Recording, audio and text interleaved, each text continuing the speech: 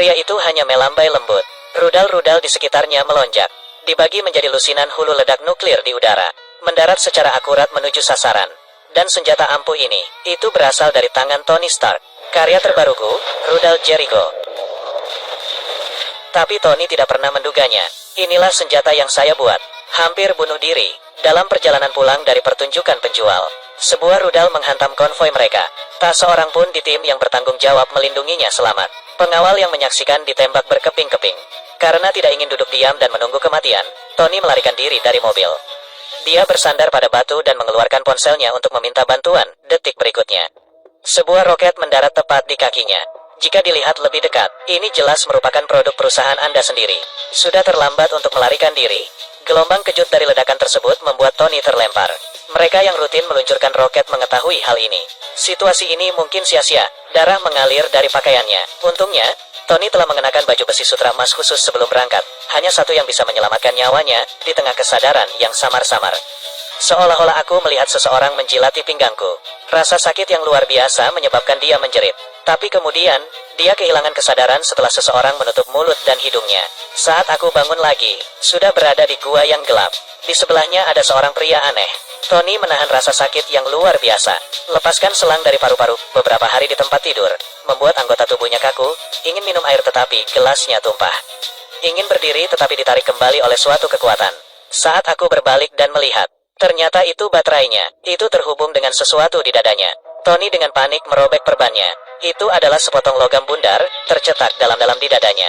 Lalu dia teringat, pria di depanku, dokterlah yang menyentuh pinggangnya dalam mimpi. Dia segera bertanya apa yang telah dilakukan orang lain terhadap tubuhnya. Apa balok besi di dada? Namun orang asing di depannya memberitahunya. Jika bukan karena aku, dia pasti sudah lama mati. Ternyata ledakannya terjadi pada saat itu. Tubuh Tony dipenuhi pecahan peluru. Meski pria tersebut lolos dari kematian berkat operasi, namun kondisi di dalam gua sangat buruk.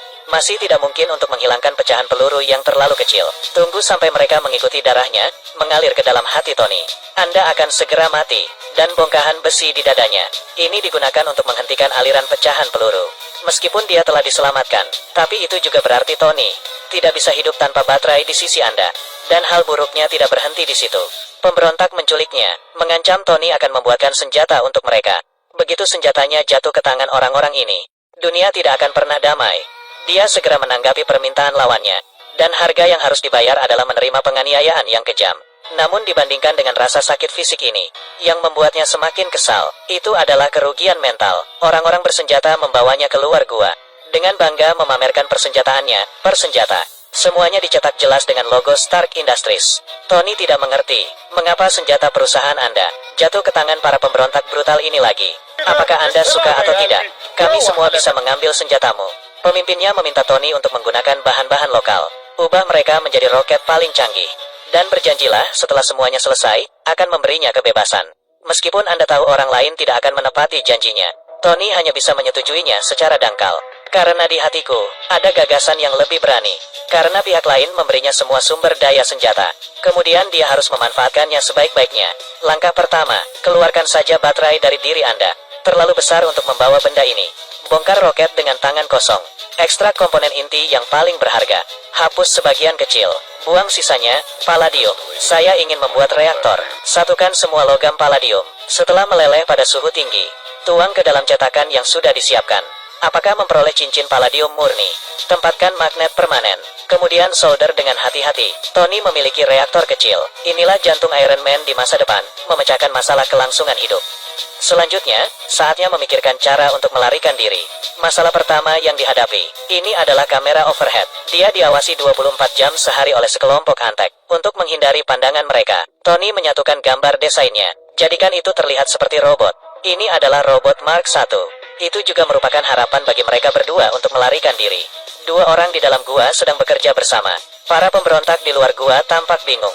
Mereka mengira Tony bekerja keras untuk mereka. Saat istirahat, Tony bertanya tentang pengalaman Ethan. Ternyata dia juga seorang ilmuwan yang diculik oleh pemberontak. Sekarang dia hanya ingin membantu Tony menyelesaikan Mark I. Keluarganya masih menunggu dia kembali ke rumah. Sangat cepat, karena setiap komponen Mark I dibuat satu persatu. Para pemberontak di ruang kendali baru saja sadar. Bukankah ini jauh berbeda dengan roket di foto? Mereka mengira Tony telah dengan cermat membuat versi yang ditingkatkan untuk mereka. sampai pemimpinnya melihatnya di layar pengawasan. Tony sedang menguji perangkat Mark 1 kaki. Segera pimpin juniornya ke dalam gua. Tapi periksalah, tidak ditemukan kelainan. Jadi putuskan untuk memulai dengan Ethan. Ambil bola besi panas dan peras Ethan. Minta dia untuk mengatakan apa yang baru saja mereka lakukan. Kalau tidak, aku akan menaruh bola besi di mulutmu. Hadapi ancaman ini. Tapi Ethan membenci kematian, seolah-olah dia sudah lama menunggu hari ini. Apa yang baru saja kalian lakukan? Rudal Jericho. Untungnya, Tony bertindak cepat. Dia mengatakan rudal-rudal itu akan dikirimkan kepada pemimpinnya besok. Syaratnya Ethan tetap bekerja sebagai asistennya. Pemimpin itu kemudian pergi dengan perasaan puas. Tapi dia tidak akan pernah mengharapkan hal itu. Apa yang akan dia terima besok? Ini bukan roket.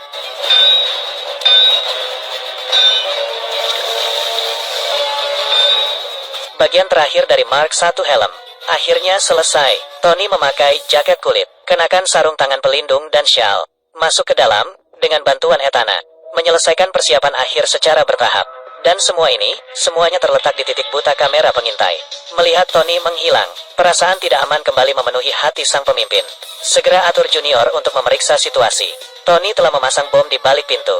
Kedua penjahat itu dengan cepat menerima kotak makan siang. Namun hal ini juga mengganggu rencana Tony. Pemuatan sistem Mark 1 belum selesai. Namun sejumlah besar perampok datang ke pintu. Demi keselamatan Tony, Ethan memutuskan untuk menyerang sendirian. Untuk memperpanjang waktu buka sistem, aku akan mengulur waktu untukmu. Dia mengambil senapan mesin ringan di tanah dan bergegas keluar. Para perampok baru saja menyerbu masuk. Detik berikutnya, mereka dengan panik berlari menyelamatkan diri. Dan senjata itu ada di tangan Ethan. Hanya tembak langsung ke dinding, dari awal sampai akhir. Dia tidak pernah bermaksud menyakiti siapapun, tapi kebaikannya tidak mampu menyadarkan para bandit. Untungnya, dia cukup menunda waktu Tony. Ketika bilah kemajuan selesai, Mark 1 resmi diluncurkan. Seorang perampok tersingkir dengan satu pukulan. Kemudian kalahkan ketiganya di bawah hujan peluru. Saat ini adalah senjata manusia yang paling ampuh. Abaikan tembakan pemberontak. Pukul setiap perampok satu persatu. 2 nama, 3 nama, 4 nama, 5 nama. Masalah terpecahkan. Kekhawatiran terbesar Tony saat ini. Sebagai seorang teman, Ethan tidak tahu apakah dia masih hidup atau sudah mati. Tapi pemimpinnya sedang menunggu di dekatnya. Tony baru saja muncul. Sebuah mortir ditembakkan ke Mark 1. Untungnya, Tony berhasil mengelak tepat waktu dan menyelamatkan nyawanya. Buka perangkat senjata dengan tangan kiri Anda. Membunuh pemimpin dalam satu pukulan. Tapi bukan hanya dia yang sekarat. Ada Ethan, juga diambang kelangsungan hidup. Hadapi teman Anda yang terluka parah. Tony memintanya untuk bertahan. Namun Ethan menolak kebaikannya. Ternyata keluarganya tewas dalam perang. Situasi saat ini, itu juga merupakan penghiburan baginya. Keluargaku sudah meninggal. Saya akan pergi menemui mereka. Saya tidak khawatir lagi. Terima kasih telah menyelamatkan saya. Jangan sia-siakan hidupmu. Hargai itu. Secara diam-diam mengucapkan selamat tinggal kepada teman dekat untuk terakhir kalinya. Tidak ada waktu untuk berduka. Tony memiliki hal-hal yang lebih penting untuk diurus. Keluar dari gua, mengatasi tembakan keras. Tony menyalakan penyembur api, bersumpah untuk membunuh sampah-sampah ini. Dibuang ke neraka dengan senjata yang dinamai menurut namanya, tanpa mereka. Anda tidak perlu menderita, tanpa mereka. Ethan dan keluarganya juga tidak akan mati. Sampai seluruh gudang senjata dibakar. Tony baru saja menyalakan alat pelarian. Terburu-buru keluar dari api ledakan. Tapi itu hanya 3 detik. Reaktor kecil tidak dapat mendukung lebih banyak. Tubuh raksasa Mark 1 terbang langsung ke padang pasir. Semua bagiannya hancur berkeping-keping. Untungnya perangkat perlindungan inti masih utuh. Tony juga menyelamatkan nyawa kecil, tidak buruk. Sangat cepat, helikopter tentara melihat Tony di gurun. Dia berhasil dibawa kembali ke Amerika. Namun sebagian dari Mark 1 tertinggal di gurun.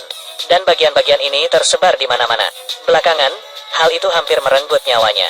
Hal pertama yang dilakukan Tony saat kembali, hanya mengadakan konferensi pers. Setelah menyaksikan penggunaan senjatanya yang mengerikan, dia membuat keputusan yang bertentangan dengan nenek moyangnya.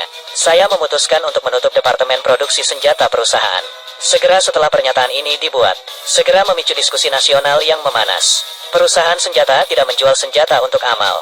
Sama seperti menyalakan lampu di toilet untuk menemukannya. Harga saham perusahaan turun setengahnya.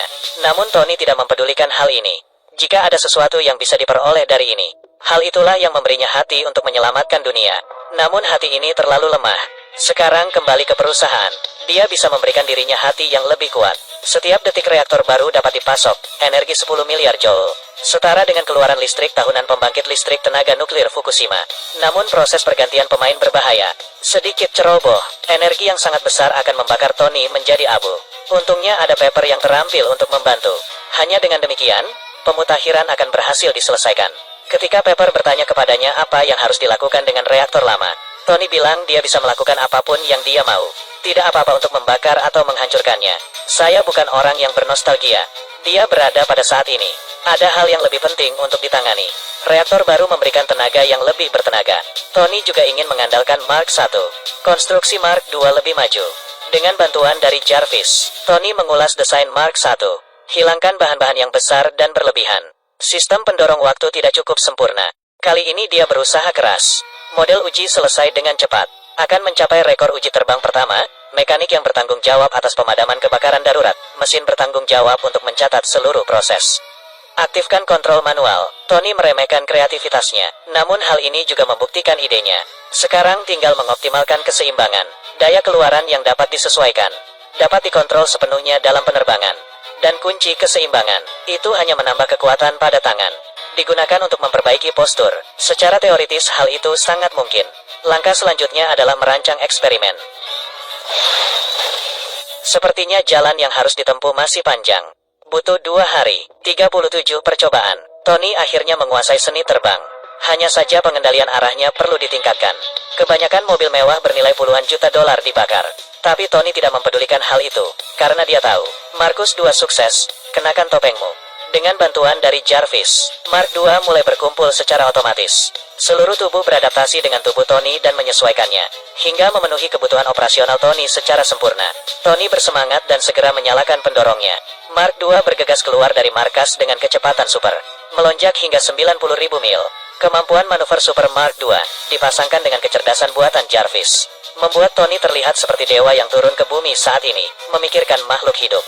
Ini memberinya ide yang lebih berani. Baru saja melihat Tony terbang di atas kota, pendakian vertikal 90 derajat secara tiba-tiba dimulai. Benar, dia ingin menguji batas-batas Mark II. Bagaimana rekor peluncuran jet tempur Blackbird? 26.000 meter di atas permukaan laut. Setelah menerima jawabannya, Tony mempercepat. Tapi segera, suhu rendah pada ketinggian 8.000 meter, menyebabkan terbentuknya es di permukaan Mark II. Satu demi satu, mesin dan sistem mati dan terjun bebas dimulai. Bahkan Jarvis tidak dapat memulai karena suhu rendah. Untungnya, Tony sendiri menyalakan perangkat penghilang lapisan es tepat pada waktunya. Baru pada saat itulah Mark II lolos pada detik terakhir. Dikatakan bahwa ada garis tipis antara kejeniusan dan kegilaan. Saya melihatnya hari ini, dengan pelajaran ini. Hal pertama yang dilakukan Tony saat kembali ke rumah. Saya perlu memutakhirkan Mark II lagi. Namun dia segera menemukan, Mark II mempunyai masalah besar lainnya. Matikan. Itu benar, badan pesawat Mark II terlalu berat. Cukup ganti permukaan logam dengan paduan titanium dirgantara. Ini tidak hanya memecahkan masalah pembekuan di dataran tinggi, juga mengurangi berat badan pesawat, meningkatkan ketahanan tempur. Cukup membunuh 3 burung dengan 1 batu. Selesaikan masalah apapun. Tony baru saja menyadari hadiah yang ditinggalkan Pepper untuknya. Ternyata hari ini adalah hari ulang tahunnya. Dan hadiah Pepper, itu adalah inti lama yang digantikan Tony. Sebuah pesan dari Pepper terukir di sampingnya. Tony masih belum mengetahuinya saat ini. Itu adalah kehangatan hati yang ditinggalkan Pepper. Ini menyelamatkan hidupnya. Ketika dia kembali dia menemukan. Dilaporkan di TV bahwa perusahaannya mengadakan makan malam amal. Namun sebagai tokoh utama, dia tidak menerima undangan. Sepertinya dia terlalu pendiam akhir-akhir ini. Kemudian warna Mark III diubah menjadi merah cerah. Desain lengkap. Sekarang tibalah pekerjaan perakitan. Tony menghilang selama berminggu-minggu. Saatnya untuk tampil. Namun dia tidak mengetahuinya sampai dia tiba di tempat kejadian. Dia dikeluarkan dari perusahaan oleh Dewan Direksi. Tapi itu bukan yang terburuk. Yang lebih membuatnya marah adalah pemberontak menculiknya, sekali lagi menyebabkan perang di mana-mana. Dan pada saat ini, mereka membakar, membunuh, dan menjarah tanah air Ethan. Mereka masih menggunakan senjata yang diproduksi perusahaannya. Tentunya pasti ada seseorang di dalam yang memasok barang kepada mereka. Mengenang tentang seorang teman lama, Tony dengan marah menoleh ke arah rekannya. Pihak lain tidak lagi menyembunyikannya. Mengingat konferensi pers Tony sebelumnya, telah memutus jalur keuangannya sendiri. Dewan Direksi mengeluarkan Tony dari perusahaan. Pemberontak membantai kampung halaman Ethan. Itu semua adalah pengaturannya. Tony, yang mengetahui kebenarannya, tercengang. Ini adalah pertama kalinya dia ditusuk dari belakang oleh seseorang yang berdiri di sampingnya. Perusahaan tentu saja tidak akan memihaknya. Ingin melindungi tanah air teman lama, dia hanya bisa mengandalkan dirinya sendiri. Bagus sekali, perakitan Mark III selesai. Menonton kebrutalan pemberontak di TV. Mengingat perjanjian antara aku dan teman lamaku. Terima kasih telah menyelamatkan hidupku. Kalau begitu hargai itu. Tony bersumpah akan membuat para sampah ini membayar dengan darahnya.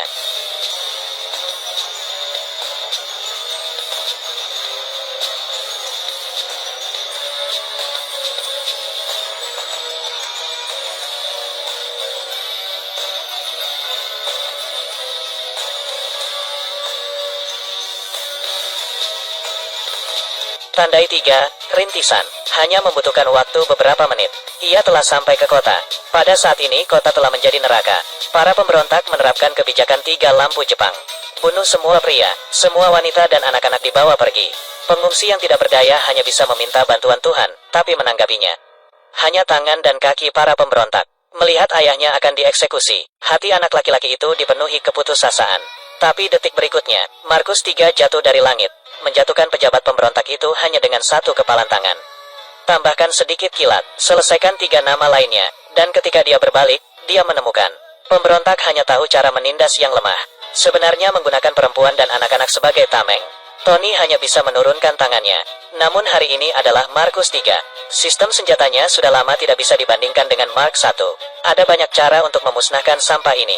Pemimpin yang bersembunyi di samping menyaksikan semuanya. Bersiap untuk mengirim pesan, namun ditangkap oleh Iron Man. Jatuh di kaki para pengungsi yang berdiri. Terserah semua orang untuk menanganinya. Lalu terbang ke angkasa. Gudang senjata para pemberontak terkunci. Mempersiapkan tindakan. Tapi Mark III terkena tembakan meriam. Kembali ke kota. Baru saja keluar dari kawah. Meriam lain. Untungnya Iron Man lolos tepat waktu. Tidak sopan jika dia tidak menanggapi. Dia mengangkat tangannya dan merespons tank itu dengan peluru yang menembus baju besi. Menyalakan ulang. Gemuruh guntur, hancurkan semua senjata dan pemberontak di sekitar, mengira semua masalah telah terselesaikan. Tapi saya tidak mengharapkan Mark III saya menjadi sasaran militer AS lagi. Menghadapi ancaman yang tidak diketahui, TNI segera memberangkatkan 2 jet tempur F-22. Meski Mark III mampu terbang dengan kecepatan supersonik, namun mereka masih kalah dengan rudal Sidewinder yang canggih. Impoten, Iron Man tidak punya pilihan selain mengaktifkan bom pembakar di kakinya. Ledakan dahsyat itu menyebabkan dia terus berguling di udara. Untungnya, dia menyesuaikan diri tepat waktu. Bersembunyi di bawah jet tempur. Pilot berpengalaman segera mengoperasikan roller pesawat tempur untuk membalik. Buang Iron Man. Dan ini juga merugikan rekan-rekan di belakang. Pesawat itu hancur di tempat. Pilot hanya bisa memilih terjun payung untuk melarikan diri. Tapi parasutnya macet. Semua orang di ruang komando sudah mulai berduka untuknya. Detik berikutnya, bajingan besi muncul lagi. Buka langsung penutup tempat payung berada. Sampai saya melihat parasut terbuka. Iron Man menghela napas lega dan pergi dengan anggun. Besok, pihak militer menyamarkan insiden tersebut sebagai kecelakaan pelatihan. Tersembunyi dari media, tapi sebagai partner Tony, Baldit jelas tidak mempercayainya. Sangat cepat, dia menghubungi pemimpin pemberontak. Ternyata komponen Mark I jatuh di gurun. Mereka ditemukan, dan disusun kembali menjadi Iron Bastard yang lebih kecil. Pemimpin mengetahui kekuatan bajingan besi ini. Memutuskan untuk bekerja sama dengan Baldit. Berikan gambar desain Mark I kepada Baldit, dan sebagai imbalannya, dia berharap memiliki sekelompok prajurit mekanik. Bantu dia menaklukkan dunia. Tapi untuk Baldit, dia melihat pemimpin ini, itu tidak ada gunanya lagi. Mainkan alat musik di telinganya. Gelombang ultrasonik segera melumpuhkan sistem saraf pemimpinnya. Di matanya yang ketakutan, pergi sebelum Baldit. Ini sudah berakhir. Bergerak. Setelah kembali ke perusahaan, dia bekerja tanpa lelah untuk mempromosikan proyek mekanis.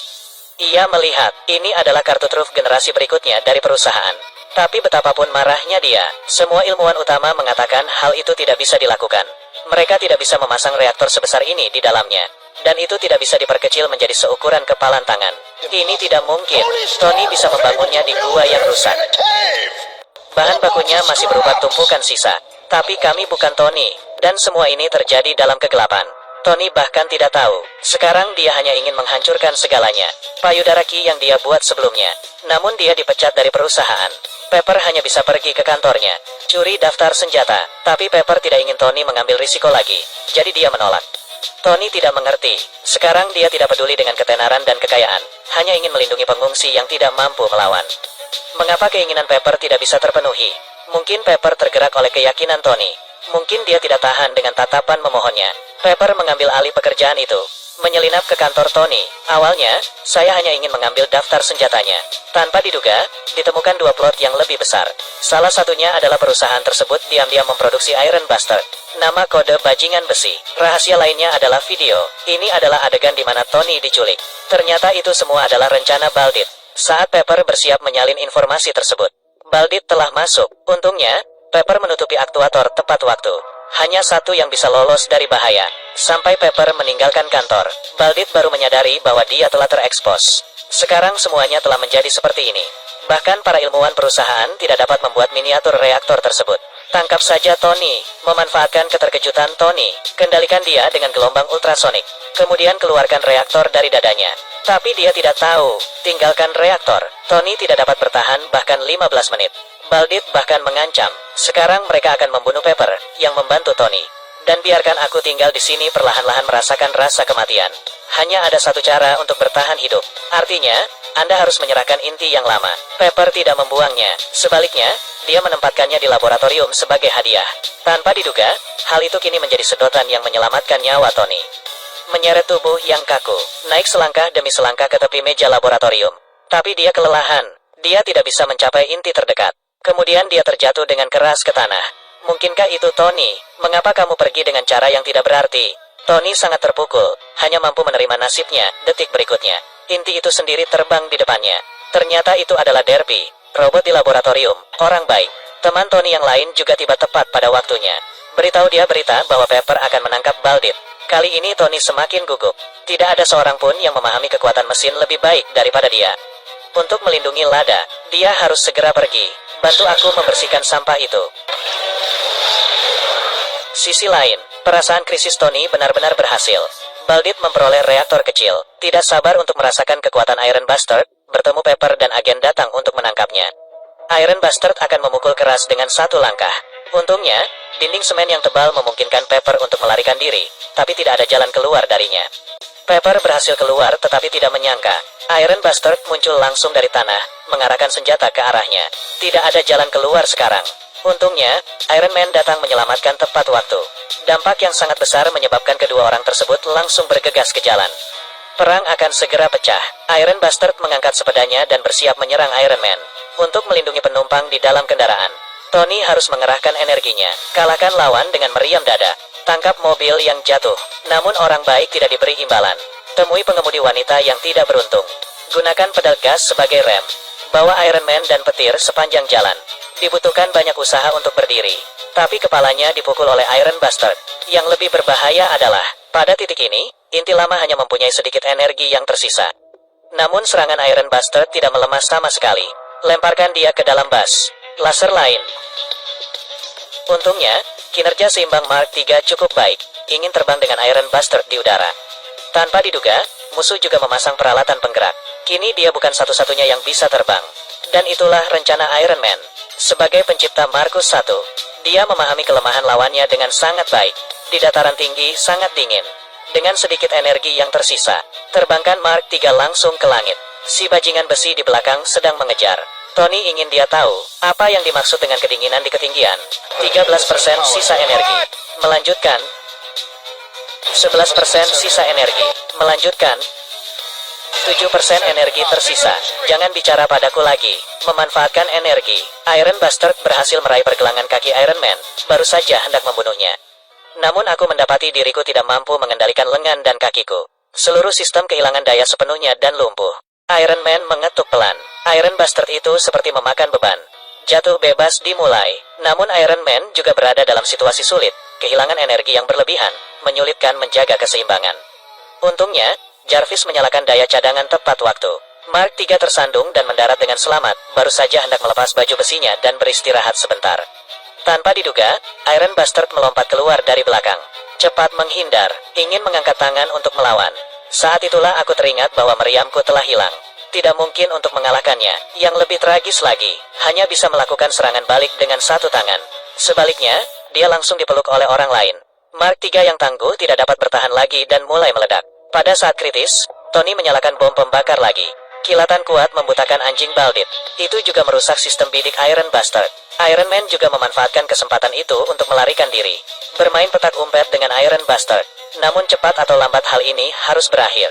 Tony tidak mau mengambil risiko menghubungi Pepper, rencana perusahaan untuk menggunakan reaktor besar untuk mencegah kelebihan beban. Ledakan si bajingan besi. Untuk menunda waktu Pepper, Tony hampir tidak bisa berdiri. Namun Mark III telah kehilangan kekuatan. Tidak lagi menjadi saingan Iron Bastard. Dia terjatuh ke tanah dalam hitungan detik. Bahkan helmnya pun menjadi tumpukan besi tua. Baldit dengan bangga membuka kokpit. Berbicara omong kosong kepada Tony. Tapi dia tahu bahwa penjahat mati karena terlalu banyak bicara. Saat dia mengangkat tangannya untuk membunuh Tony. Untungnya, sistem bidiknya baru saja dihancurkan oleh Tony. Tidak ada peluru yang bisa melukainya. Dan Pepper akhirnya siap. Sekarang tinggal menunggu Tony pergi. Itu akan membuat Baldit pergi. Namun saat ini, Tony masih memiliki kemampuan untuk pergi. Tekan cepat. Ledakan dahsyat itu mengguncang Tony. Itu juga menyelamatkan nyawanya. Tapi Baldit tidak seberuntung itu. Arus listrik yang kuat melewati tubuhnya. Terbang langsung ke langit. Tunggu sampai energinya hilang.